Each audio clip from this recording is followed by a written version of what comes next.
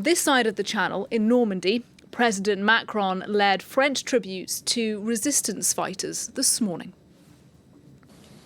The bravery and determination of these combatants, fighting together, played a decisive role in the liberation of our country. Their heroic actions have become a permanent part of our history.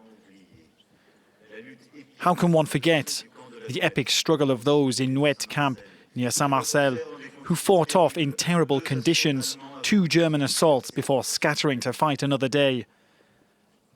How can one forget that in doing so, they stopped thousands of German soldiers from reaching the front in Normandy?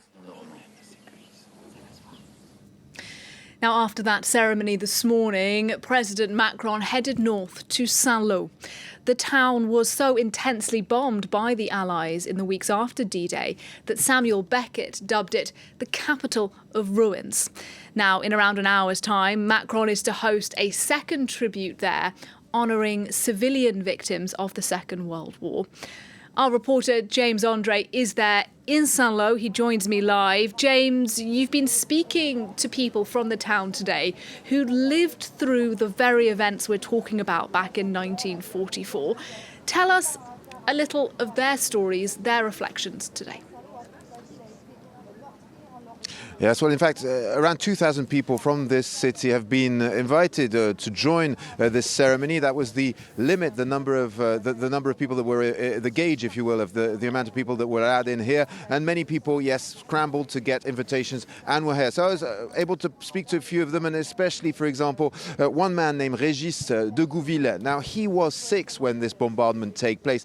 He was at home on the 6th of June when this bombardment started, and he went straight to the basement where he spent the night. His father ushered the family in, and indeed he spent their night there, and he said, you know, we could just hear these planes bombing, pounding the city relentlessly. He says, you know, what he remembers as a kid was people praying around him, just praying and living through this terrible night. He said he eventually went to sleep, but then when he emerged on the following day, well, they had to leave the city, and what he crossed that day was a city in utter ruin. According to experts, 90% of the city was completely destroyed, and all they had was a cart with their belongings, and they walked for 70 kilometers to try to reach the farm of a relative that kept them there.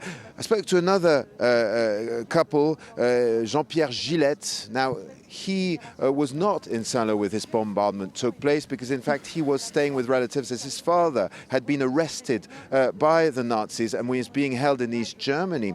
Now, he told me that what happened in their family is that 6 relatives who were in their houses on that night were killed in these bombardments, and eventually his father managed to get the information somehow in Eastern Germany that most of his family had been killed, including his father and also close relatives and his brother. So of course that devastated him. When he eventually came back to Saint-Lô, his father reunited with his son, and they found themselves in a situation where they were in barracks for 20 years because their house was only rebuilt in 1959. So he said they had these kind of chalets where everybody was living, that life was, you know, okay, was decent. They had water. It wasn't too bad, but it did take nearly 20 years for them to be able to return to these houses. Now, what both these people have told me is that for a very long time, people would not talk about it. Indeed, Jean-Pierre told me his father could not talk about the bombardments, about what had happened, simply because he would simply break up into tears. Same when it comes to Régis de Gouville. He said his father never spoke about what had happened on that night.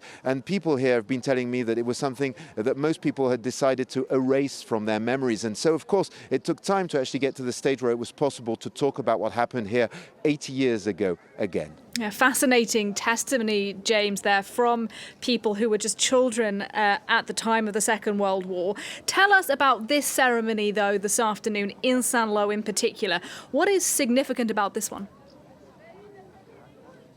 Well, what is significant is, first, it's the first time that a French president actually addresses this specific memory of the civilians that were sacrificed, in a sense, to liberate France, and chooses to do it here. Now, indeed, François Hollande did talk about it in 2014. There was another instance here in Saint-Lô, but that was 1945. It was General de Gaulle. So this is the first time that, if you will, it's being done properly. And this is there is a reason to this, of course. I was speaking to a historian before we came here, and he told me that in the wake of the war, the objective was to rebuild a national narrative when it comes to France. And of course, how do you rebuild that narrative? You talk about, the military victories that took place. You talk about the soldiers that obviously landed here in Normandy, but you do not talk about these civilian populations that were bombed by their own allies in order to enable their liberation. And of course, a lot of people here for a very long time held a grudge against the Americans and the Brits,